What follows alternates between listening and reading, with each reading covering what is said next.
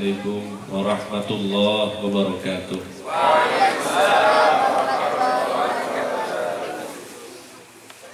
Alhamdulillahi rabbil alamin. Hamdan yuwafi ni'amahu wa yukafi'u mazidah.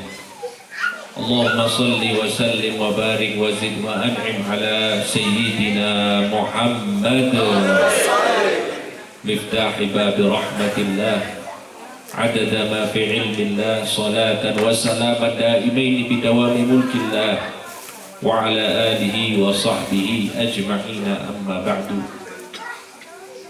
Faqalu subhanaka la ilma lana illa ma 'allamtana innaka antal alimul hakim.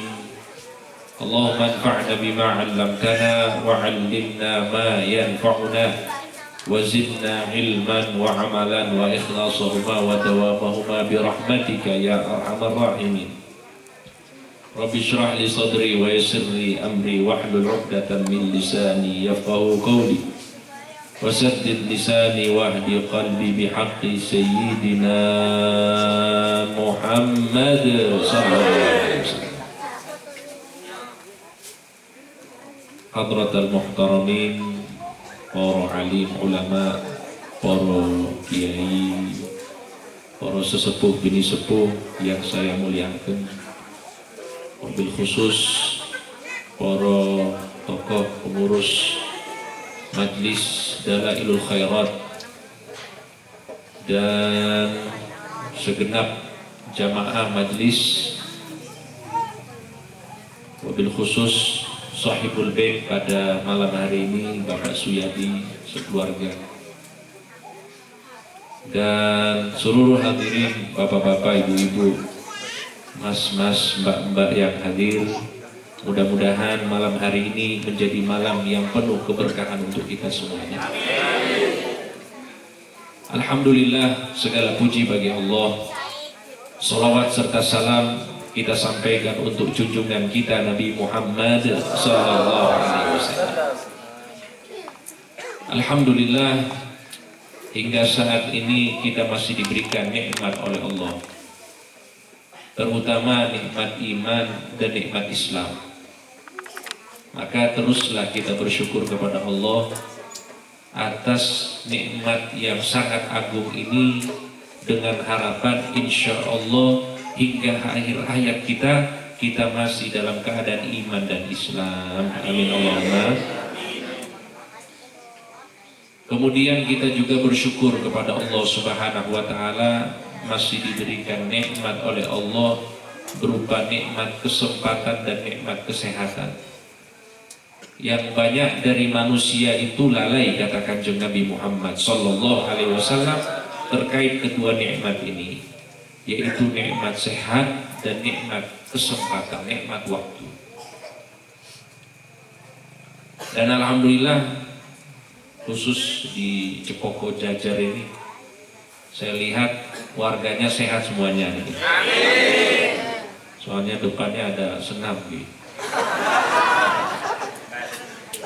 Ini luar biasa, ibu-ibunya sehat-sehat. Ya, semoga kampung-kampung lain bisa meniru kampung ini, melestarikan kehidupan yang sehat walafiat. Amin Allahumma. Kemudian kita bersyukur atas nikmat kesempatan, yang mana nikmat kesempatan hidup ini tidak diberikan oleh Allah Subhanahu wa taala kepada setiap makhluknya. Ada dari kita yang diberikan kesempatan hidup, akan tetapi mereka sudah diambil kesempatan tersebut oleh Allah Subhanahu wa taala. Banyak dari keluarga, kerabat, sahabat kita yang dulu duduk bersama kita, ataupun sahabat majlis kita yang dulu sama-sama sholawatan dengan kita, tapi mereka sudah dipanggil oleh Allah Subhanahu wa taala. Ini membuktikan bagi kita bahwa nikmat kesempatan ini adalah nikmat yang agung di sisi Allah. Satu ketika Kanjeng Nabi Muhammad sallallahu alaihi wasallam itu jalan-jalan bersama para sahabat, atau lebih tepatnya saya katakan melakukan wisata religi. Biasanya kalau kita wisata religi itu ngapain, Pak? Ziarah gitu. Rasulullah Shallallahu Alaihi Wasallam berziarah bersama para sahabat di perkuburan para sahabat yang telah meninggal. Kemudian tiba-tiba Kanjeng Nabi Rasulullah Shallallahu Alaihi Wasallam berhenti di salah satu kuburan. Kemudian beliau berkata, "Rok'atan ila hadza ahabbu ilaihi min baqiyati dunyakum." 2 rakaat bagi orang yang sudah ada di dalam tanah ini lebih dia cintai ketimbang seluruh dunia yang kalian miliki. Artinya kalau kita ini di dunia yang kita miliki, yang kita sering banggakan apa kira-kira ibu-ibu? Ya duit ya. Punya duit, punya rumah, punya kendaraan, pokoknya urusan dunia. Semakin banyak asetnya itu semakin bangga, semakin dia merasa dia sukses. Semakin dia merasa bahwa dialah orang yang beruntung. Tapi kata Kanjeng Nabi Muhammad Sallallahu Alaihi Wasallam, 2 rakaat bagi orang yang sudah wafat ini lebih dia cintai ketimbang seluruh dunia yang kalian miliki. Kenapa? Kenapa bagi orang-orang yang sudah wafat dunia itu tidak ada artinya? Berbeda halnya dengan kita. Misalnya bapak-bapak, ibu-ibu yang ada di sini. Malam hari ini ada majlis. Misalnya di tempat lain ada pembagian uang secara cuma-cuma. Yang hadir di sana dapat uang 1 juta. Masing-masing kepala dapat 1 juta. Kira-kira di sini pada hadir tidak? Halo? Ibu-ibu misalnya di kampung sebelah itu ada pembagian uang 1 juta. Setiap orang yang hadir dapat 1 juta. Insya Allah pada hadir di sini? Nah, cuma 3 orang yang bilang dapat 3 orang. Itu baru 1 juta hadirin. Baru 1 juta kita sudah kalang kabut gitu. Kata Kanjeng Nabi Muhammad SAW, seluruh dunia yang kalian miliki itu tidak ada artinya bagi orang yang sudah wafat. Yang mereka pentingkan bisa ibadah kepada Allah Subhanahu Wa Taala meskipun hanya 2 rakaat. Saya mau tanya, kita ini diberikan kesempatan hidup oleh Allah, bisa tidak kita mengerjakan 2 rakaat? Bukan cuma 2 rakaat hadirin. Lebih dari 2 rakaat bisa kita lakukan. Akan tetapi yang menjadi perbedaan kita dengan orang-orang yang sudah wafat, kita belum tahu hakikat dan nilai dari ibadah. Kita sekarang yang hidup di dunia ini, kita baru tahu nilai dari dunia. Kita baru tahu nilai dari rumah, dari tanah, dari aset, dari duit, itu baru kita tahu nilainya. Tapi kalau nilai ibadah itu kita belum tahu. Karena Allah Subhanahu Wa Taala tidak membalas amal ibadah seseorang itu langsung cash di dunia, tidak ada. Itu dibalas nanti kalau dia sudah meninggalkan dunia ini. Nanti kalau kita sudah wafat, nah baru kita sadar. Pegang kata-kata saya ini. Pasti kalau kita sudah wafat, nah kita baru akan sadar bahwa ternyata duduknya kita di majlis seperti ini akan membawa kebahagiaan bagi kita kelak nanti di akhirat. Dan duduknya kita di depan TV, khususnya ibu-ibu, di depan sinetron-sinetron gitu, itu kelak nanti di akhirat akan membawa penyesalan. Nggak ibu-ibu? Nah, ini belum setuju, soalnya masih di dunia, ibu. Nanti kalau di sana baru kerosok. Sama kita juga di dunia ini ada waktu-waktu yang kita lewatkan dalam hal yang sia-sia, itu akan menjadi penyesalan bagi kita kelak nanti di akhirat. Yang bilang ini bukan saya, yang bilang Kanjeng Nabi Muhammad SAW. Kita wajib beriman dengan apa yang disampaikan oleh Kanjeng Nabi. Man qa'ada maq'adan lam yadhkurillaha fihi fahuwa alaihi tirah. Barang siapa yang duduk di sebuah tempat yang mana duduknya dia tidak menyebut nama Allah, dia tidak bersolawat kepada kanjeng Nabi Muhammad SAW, maka itu akan menjadi penyesalan baginya kelak nanti di akhirat.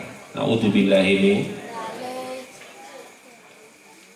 Maka kita pahami kalau duduknya kita di sini bukan menjadi penyesalan, tapi akan menjadi keberuntungan bagi kita. Dan itulah yang kita harapkan semuanya. Mugi-mugi kula lan panjenengan sedaya saged istiqomah. Istiqomah ila yaumil qiyamah. Hadirin yang dirahmati Allah Subhanahu wa taala. Dan di majelis seperti ini juga kita harus menanam sebuah keyakinan di dalam hati kita, bahwa apapun yang kita lakukan di tempat ini, selagi kita masih ada di sini, insya Allah kita juga tetap akan mendapatkan bagian kebaikan dari Allah Subhanahu wa taala. Ya, termasuk saya yang duduk di sini. Saya duduk di sini baru beberapa saat itu sudah dapat 3 minuman, masya Allah, kebaikan. Ini mungkin kalau saya duduk di rumah nggak dapat ini, Bu. Ya palingan kalau di rumah saya bikin sendiri. Ini saya duduk di sini langsung dapat 3 jenis minuman, masya Allah.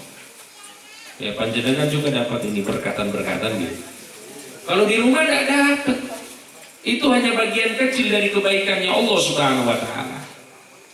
Dan kebaikannya Allah bagi orang yang hadir, meskipun dia itu, ya bisa kita katakan, ya ini sudah dijawab sendiri ya. Hadir tapi ngantuk. Tadi saya lihat dari jauh, jadi sambil sholawatan merem gitu. Ini nggak tahu ini khusyuk atau ada di dunia lain, saya nggak paham gitu. Ya, kadang-kadang ibu-ibu gitu, kadang-kadang. Kalau bapak-bapak sering ya. Allahumma sholli ala Muhammad. Hadirin yang dirahmati Allah Subhanahu wa taala, Imam Suyuti berkata, orang yang hadir di majelis maulid, ammahumullahu birrahmah, pasti Allah Subhanahu wa taala berikan rahmat pada dirinya. Mau dia dalam keadaan terjaga, dalam keadaan tidur, dalam keadaan khusyuk, dalam keadaan lalai, dalam keadaan zikirnya, lisannya berzikir, bersolawat ataupun diam, dia tetap mendapatkan rahmat dari Allah Subhanahu. Nah, ini kelebihan duduknya kita di sini. Maka kalau ibu-ibu, bapak-bapak yang kalau ada majlis terus ngantuk, boten nopo-nopo, hadir mawon, nggak apa-apa. Karena apa? Karena insya Allah tetap dapat tetap dapat rahmat. Jadi panitia kedepannya kalau misalnya ada jamaah-jamaah yang ngantuk, ya disiapkan aja bantal sama selimut. Setuju? Cocok gitu? Ini kan luas ini, cukup. Nah, nanti kalau jamaahnya tidur, ya ustaznya juga tidur gitu. Akhirnya kita tidur berjamaah gitu. Guyon mawon nih Pak G. Jangan dipraktekkan, bahaya. Tidur itu kalau menurut saya nggak boleh, tapi kalau ketiduran boleh. Beda nggih. Kalau tidur itu dari rumah sudah niat biasanya. Saya hadir majlis mau tidur, nah, itu nggak boleh. Itu namanya pindah tempat tidur mawon gitu. Tapi kalau hadir majlis ketiduran, dia sudah berusaha untuk mengikuti majlis, tapi matanya memang sudah tidak sah, ya, boten nopo. Insya Allah tetap dapat ganjaran di sisi Allah Subhanahu wa taala. Dan bukan hanya rahmat, dia juga akan mendapatkan maghfirah dari Allah Subhanahu wa taala. Saya mau tanya, maghfirah itu apa? Ampunan. Artinya orang yang hadir majelis seperti ini, dia akan dapat ampunan atas dosa-dosanya kepada Allah Subhanahu wa taala. Siapa dari kita yang luput dari dosa? Termasuk yang bicara ini. Ada nggak kita dari pagi, sejak tadi pagi sampai malam hari ini tidak melakukan dosa? Halo, ibu-ibu yang ada di sana, ada nggak yang nggak bikin dosa dari pagi? Ibu-ibu, ada yang bikin dosa? Nggak ada yang bikin dosa? Ada, oh, Masya Allah. Kalau nggak ada yang bikin dosa, saya mau jadi muridnya. Tak estu nih. Tapi ternyata kita ini banyak dosa. Maka orang yang tahu diri bahwa dirinya itu banyak dosa harus cari tahu cara agar dosa-dosanya diampuni oleh Allah Subhanahu. Ternyata salah satu caranya yaitu menghadiri majelis sholawat, majelis zikir, majelis ilmu, majelis tahlil, majelis manakibah, dan majelis-majelis yang lain. Yang penting bukan majelis ngerasani. Majelis gibah itu nambah dosa. Tapi kalau majelis-majelis kebaikan, insya Allah dosa-dosa kita akan diampuni oleh Allah Subhanahu wa Ta'ala. Sebab Allah Subhanahu wa Ta'ala menyebutkan di dalam hadis qudsi, fa innahumul qaum la yashqa bihim jalisuhum. Sudah dapat garansi jaminan dari Allah. Kalau garansi manusia mungkin kita percaya, mungkin juga tidak. Tapi kalau garansinya dari Gusti Allah Subhanahu wa Ta'ala, wajib bagi kita untuk yakin. Wajib. Kalau tidak yakin, harus dipertanyakan imannya. Fa innahumul qaum, sesungguhnya orang-orang yang duduk di majlis, mereka adalah perkumpulan orang-orang la yashqa bihim jalisuhum, tidak ada satupun dari mereka yang celaka. Semua dari mereka beruntung, semua dari mereka akan dapat maghfirah dari Allah Subhanahu wa Ta'ala. Amin Allahumma amin Allahumma amin ya rabbal hadirin yang dirahmati Allah Subhanahu wa Ta'ala. Kemudian di majlis ini juga kita banyak memanjatkan doa. Di majlis ini kita banyak memanjatkan doa. Apalagi di bulan Maulid ini, hadirin. Di bulan Maulid ini doa-doa termasuk akan mudah diijabah oleh Allah Subhanahu wa Ta'ala. Ini ada apa ini? Bisik-bisik tetangga.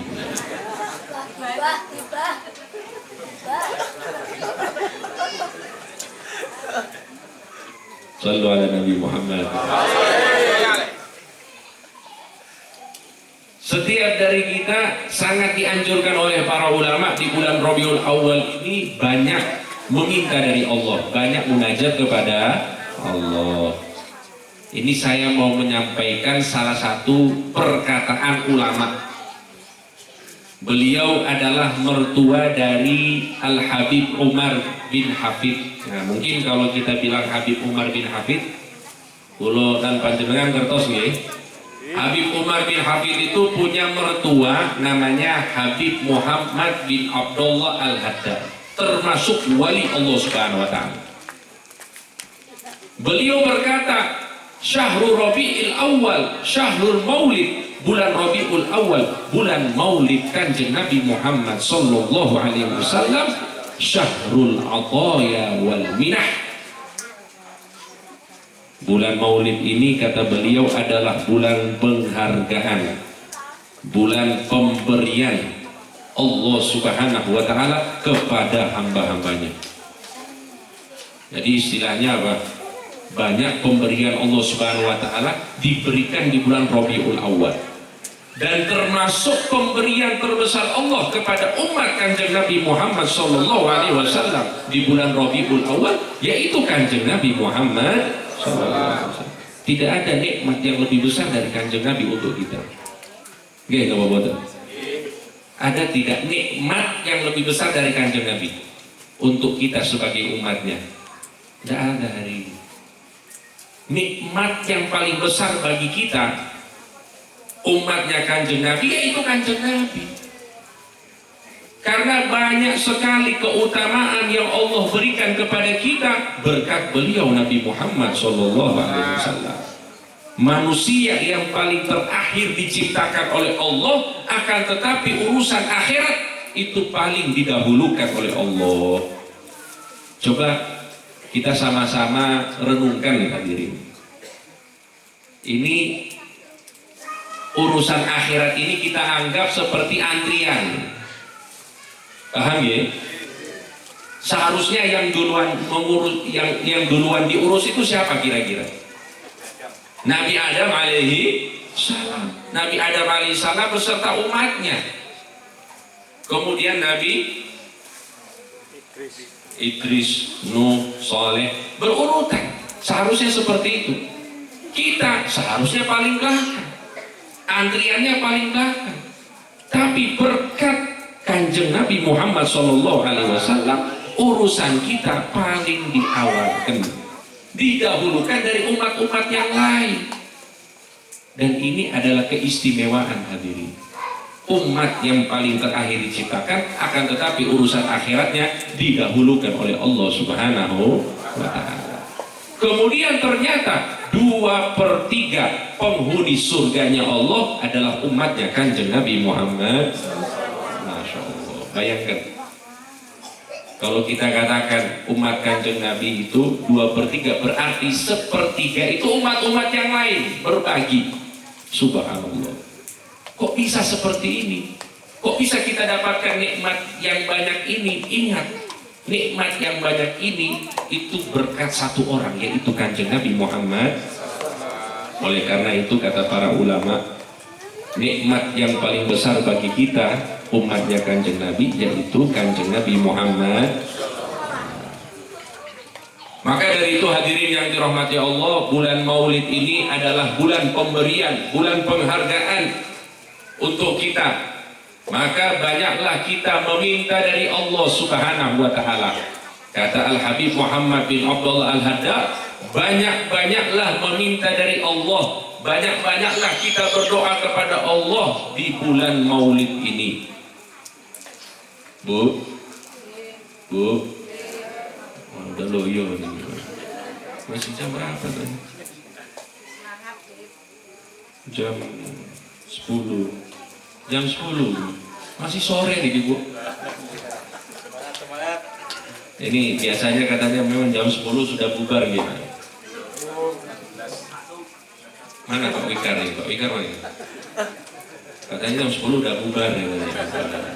Informasi salah gitu. Bu, biasanya doa yang paling ingin ibu-ibu sampaikan di dalam doa-doanya apa kira-kira? Doa apa biasanya? Nggak punya doa tuh? Disayang suami, Masya Allah.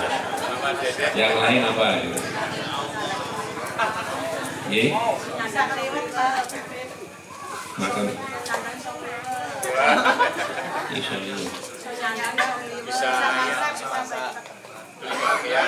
Oh, iya.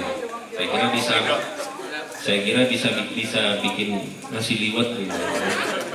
Bisa kerja gitu ya. Kalau sanis yang jauh itu, buat ngertos itu. Kan di pengumuman ada tuh. Dari Gorontalo itu. Gorontalo itu Sulawesi. Oke. Bisa kerja, anak-anak bisa kerja. Apalagi ibu-ibu, doa-doa yang biasa disampaikan. Anaknya jadi anak soleh. Apalagi ilmu yang bermanfaat. Kalau bapak-bapak biasanya apa doanya? Soleh-soleha. Masya Allah. Masya Allah. Bagus-bagus di sini doa-doanya ternyata. Saya pernah di majelis saya tanya, doanya apa? Mau expander gitu. Doanya itu expander. Ada yang mau, ya pokoknya mau istri lagi. Wah, bahaya. Tapi kalau di sini nggak ada, insya Allah. Di sini suaminya setia-setia. Setiap tikungan ada. Nggak. Sini ya, Masya Allah, orang-orang majlis ini orang-orang soleh semuanya, amin. Ya, ibu-ibunya juga solehah semuanya, amin. Hadirin yang dirahmati Allah Subhanahu wa taala, kita semuanya punya permintaan kepada Allah Subhanahu wa taala. Tapi pesan dari beliau, mertua dari Al-Habib Umar bin Hafid, yaitu Habib Muhammad bin Abdullah Al-Haddad, wa a'dhamul matalib, dan permintaan yang paling tinggi yang harusnya kita minta kepada Allah Subhanahu wa taala di setiap waktu, khususnya di bulan Maulid ini, yaitu husnul khatimah. Itu yang paling penting hadirin. Karena tidak ada guna ibadah yang banyak, tidak ada guna harta yang banyak kalau akhirnya su'ul. Na'udzubillahi.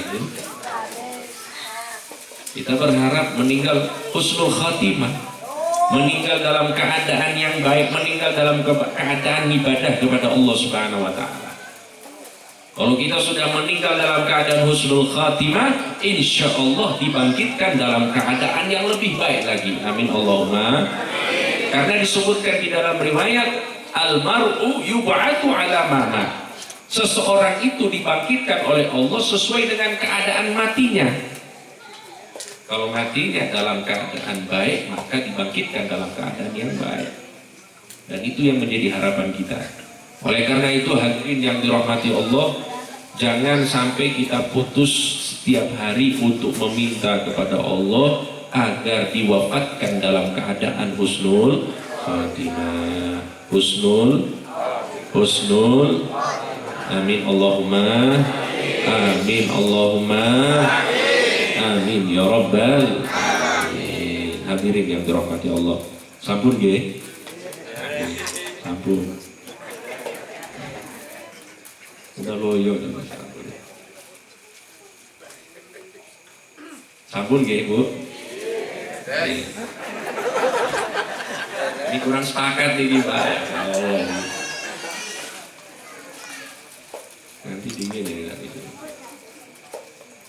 Ini satu saja, saya mau kasih satu kisah. Saya mau kasih satu kisah karena kebanyakan dari kita, umatnya Kanjeng Nabi Muhammad SAW, di akhir zaman ini krisis akan hal ini. Kita ini bukan orang-orang yang krisis akan ilmu, bukan orang-orang yang krisis akan amal. Sebenarnya ilmu kita sudah banyak, amal kita juga tidak kalah. Kegiatan-kegiatan kita, aktivitas keagamaan kita sudah banyak, tapi ada yang kurang dari kita. Apa kira-kira itu? Nah, nggak usah dijawab, saya kasih kisahnya. Jadi dulu bapak-bapak, ibu-ibu, terjadi di Madura. Ini belum terlalu lama terjadi, tahun 1900-an. Ya, tahun 1950 atau 60. Pastinya saya belum lahir. Kalau di sini mungkin ada yang sudah lahir pada saat itu. Jadi di Madura itu ada suami istri, yang mana si istri ini pernah hadir pengajian, kemudian dia mendapatkan isi pengajian itu membahas tentang fadilah, keutamaan dari Bismillahirrahmanirrahim. Dari keutamaan Bismillahirrahmanirrahim yang didengarkan bahwa barang siapa yang mengamalkan Bismillahirrahmanirrahim di dalam kehidupannya, insya Allah dirinya akan dijaga oleh Allah, dan apa yang dia miliki juga akan dijaga oleh Allah Subhanahu wa ta'ala. Jadi si istri ini orangnya biasa-biasa, bukan orang alim, bukan orang yang rutin hadir pengajian, biasa orang. Sekali dia hadir pengajian, dia dengar ceramah itu, dia langsung Masya Allah amalkan. Dia amalkan. Setiap urusannya diawali dengan Bismillahirrahmanirrahim. Mau makan, Bismillahirrahmanirrahim. Mau minum, Bismillahirrahmanirrahim. Keluar rumah, Bismillahirrahmanirrahim. Masuk rumah, Bismillahirrahmanirrahim. Mau duduk, Bismillahirrahmanirrahim. Berdiri, Bismillahirrahmanirrahim. Semua aktivitasnya itu diawali dengan Bismillahirrahmanirrahim. Cuma ingat bapak-bapak, ibu-ibu, Bismillahirrahmanirrahim itu bisa dipakai untuk semuanya, tapi tidak boleh untuk hal-hal yang diharamkan oleh Allah. Ini mohon maaf nih, contoh, ada orang biasanya kalau pakai ini apa maksudnya ini?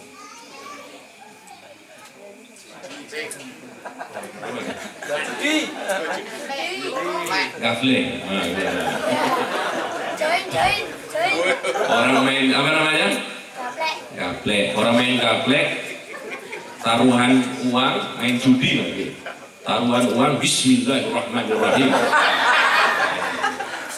Ini bukan pahala, ini dosa besar nih. Karena menghina Bismillahirrahmanirrahim. Atau misalnya dia minum tapi minumannya bukan minuman yang halal. Ya apa namanya itu boleh. Pokoknya bukan minuman yang halal. Bismillahirrahmanirrahim. Wah, itu dosanya besar, Pak. Itu dosanya apa? Besar. Jadi Bismillahirrahmanirrahim tak boleh dipakai untuk yang haram-haram ataupun yang makruh-makruh. Contoh yang makruh apa? Mohon maaf, ini disebutkan oleh para ulama. Orang hendak, mohon maaf, kentut. Dia mau kentut, Bismillahirrahmanirrahim. Itu dosa, Pak. Bahaya dia. Karena tidak pantas nama Allah disebutkan untuk hal-hal yang tidak kita sukai. Jadi yang dimaksud di sini adalah hal-hal yang baik, hal-hal yang kita harapkan dalam hal-hal tersebut kita mendapatkan keberkahan dari Allah Subhanahu wa Ta'ala. Jadi si ibu ini kembali ke kisah, dia setiap kali melakukan aktivitas dia baca Bismillahirrahmanirrahim. Mau berdiri Bismillahirrahmanirrahim, mau duduk Bismillahirrahmanirrahim, ngangkat sesuatu Bismillahirrahmanirrahim, meletakkan sesuatu Bismillahirrahmanirrahim, mau masak Bismillahirrahmanirrahim, setelah masak Bismillahirrahmanirrahim. Sampai suaminya ini pegel dengarnya. Ini kok istri kayak gini kok, semuanya serba Bismillahirrahmanirrahim. Ini suaminya kurang soleh, beda dengan suami-suami di sini. Kalau suami-suami di sini soleh, ya Allah. Kirang banter, amin ya Mbak. Tahu diri dong. Allahumma sholli ala Muhammad. Insyaallah semuanya termasuk orang-orang soleh. Insyaallah. Jadi suaminya ini kurang enak, dia dengar terus istrinya Bismillahirrahmanirrahim, Bismillahirrahmanirrahim. Akhirnya satu ketika dia mau mengerjai istrinya ini. Istrinya masuk ke kamar mandi, cincinnya dilepas, terus ditaruh di wastafel. Masuk ke dalam kamar mandi, suaminya ambil cincin istrinya, dibawa ke tepi pantai. Karena kan ya Madura, di daerah mana ini? Bangkalan. Nah, di daerah Bangkalan itu kan dekat pantai. Dibawa ke tepi pantai, terus cincinnya dibuang ke laut. Masya Allah. Ini suaminya saking dia kesel sama istrinya karena sering mengucapkan Bismillahirrahmanirrahim. Istrinya keluar dari kamar mandi bingung. Cincin saya mana? Saya taruh di sini kan. Pas ditanya suaminya, mana cincin saya? Gak tahu, pura-pura ini. Suaminya pura-pura. Pas ditanya dia bilang, saya gak tahu cincinnya. Saya taruh di sini. Ya saya gak tahu, saya tak lihat. Saya yakin cincin saya taruh di sini, dan sebelum saya taruh saya mengucapkan Bismillahirrahmanirrahim. Pasti cincin saya tidak hilang. Ini sebelum saya lanjutkan, saya mau tanya bapak-bapak, ibu-ibu, kira-kira cincinnya hilang apa buatan ini? Hilang Pak, dilempar ke laut toh. Cincinnya kalau pakai logika Pak, itu pasti hilang karena dilempar ke laut. Tapi subhanallah beberapa hari kemudian si suaminya ini makan bersama istrinya, Tidak sengaja makan ikan, di dalam perut ikan ada cincin istrinya. Halo? Di dalam perut ikan ada cincin istrinya. Kok bisa? Ternyata Allah Subhanahu wa Ta'ala menjaga apa yang menjadi hak milik seseorang apabila membaca Bismillahirrahmanirrahim. Jadi ternyata saat dibuang oleh suaminya masuk ke laut, dimakan oleh ikan, ikan yang ditangkap oleh nelayan itu menjual kepada pedagang menjual kepada beliau, kemudian dimasak, dimakan. Ternyata cincinnya itu dijaga oleh Allah Subhanahu wa Ta'ala. Ini apa hikmah yang bisa kita ambil dari kisah ini? Bahwa ilmu amal itu tidak cukup. Perlu ada satu hal, yaitu keyakinan kita terhadap ilmu dan amal yang kita lakukan. Ya, kita ini krisis sama keyakinan. Kita banyak amalan, kita tahu fadilah sholawat, kita tahu fadilah baca Quran, semua fadilah amal kita tahu. Akan tetapi masih banyak dari kita ragu tentang fadilah-fadilah tersebut. Maka dari itu, hadirin yang dirahmati Allah, kita perlu mengobati krisis ini dengan meningkatkan keyakinan kita kepada Allah Subhanahu wa Ta'ala. Amalkanlah sesuatu dengan penuh keyakinan, niscaya kita akan mendapatkan apa yang menjadi janjinya Allah Subhanahu wa Ta'ala. Dan kita insya Allah termasuk orang-orang yang sangat yakin dengan hal tersebut, meskipun yakinnya kita baru ngaku-ngaku, tapi masih perjalanan ke sana. Kalau kita sudah yakin, insya Allah dari derajat wali, dari derajat wali murid, insya Allah naik menjadi wali Allah. Amin Allahumma, amin Allahumma. Karena memang yang menjadikan seseorang itu jadi wali Allah memang keyakinannya kepada Allah Subhanahu wa Ta'ala. Maka dari itu hadirin yang dirahmati Allah, mudah-mudahan berkat majelis malam hari ini, kita yang mungkin masih krisis akan keyakinan kita pada Allah Subhanahu wa Ta'ala, makin bertambah yakin kita kepada Allah Subhanahu wa Ta'ala. Yakin kita terhadap ilmu, yakin kita terhadap amal, sehingga kita termasuk orang-orang yang mendapatkan banyak janji-janjinya Allah Subhanahu wa Ta'ala fid dini wad dunya wal akhirah. Amin Allahumma amin ya rabbal alamin. Ini saja yang bisa saya sampaikan. Insya Allah yang sedikit ini ada manfaat untuk kita semuanya, dan untuk menambah kesempurnaan majlis malam hari ini, kita sama-sama doa nggih, sama-sama berdoa.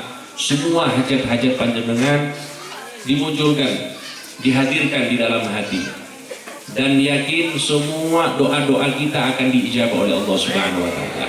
Karena di sekeliling kita ini ada makhluk-makhluk kasat mata, bukan setan nggih. Makhluk kasat mata yang saya maksud adalah para malaikatnya Allah. Para malaikatnya Allah ini mengelilingi kita, wa yad'una lahu bil khair. Bukan cuma hadir, tapi mendoakan kebaikan bagi orang-orang yang ada di majlis. Insya Allah doa-doa kita diaminkan oleh mereka. Maka semua dari kita, mari kita berdoa kepada Allah Subhanahu wa Ta'ala. Hadirkan semua hajat-hajat kita. Kita berdoa agar Allah Subhanahu wa Ta'ala mengijabahi semua hajat-hajat kita, hajat dunia dan hajat akhirat. Amin amin ya rabbal alamin. Ala hadhihi niyyat wa li kulli niyyatin salihah jami'a syamila min khairati dunya wa na'imil akhirah wa ala ma nawa wa da'a bihi aslafuna salihun wa ila hadratin nabi Muhammad sallallahu alaihi wasallam. Al-Fatihah.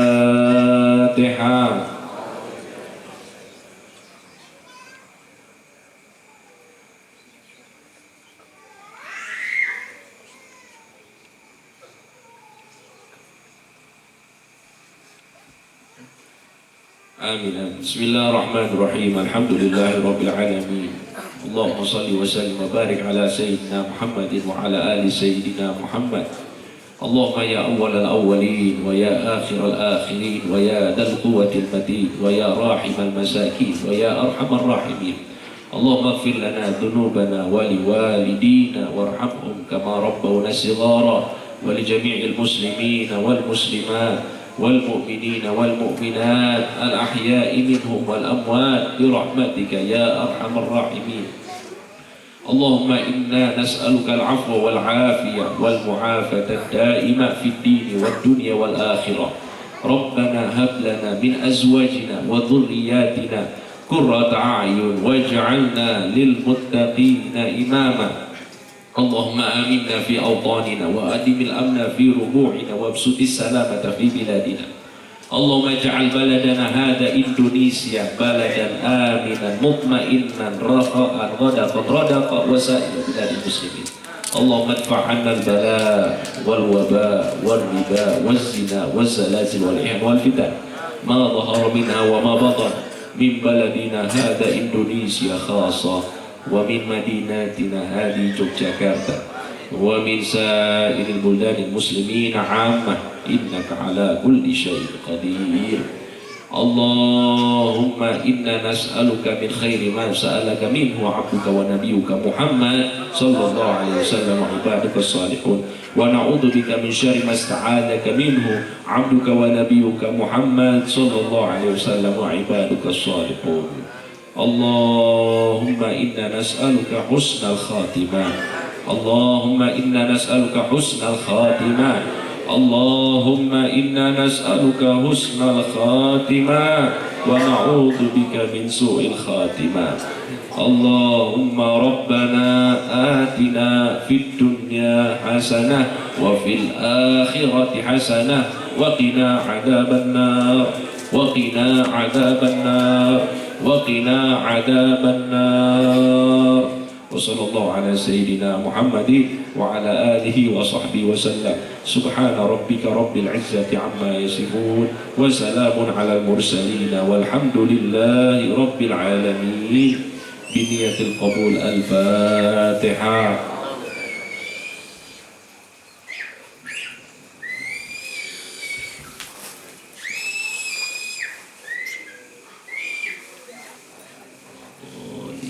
Taqabbalallahu minna wa minkum taqabbal ya karim. Kurang lebihnya mohon maaf. Wassalamualaikum warahmatullahi wabarakatuh.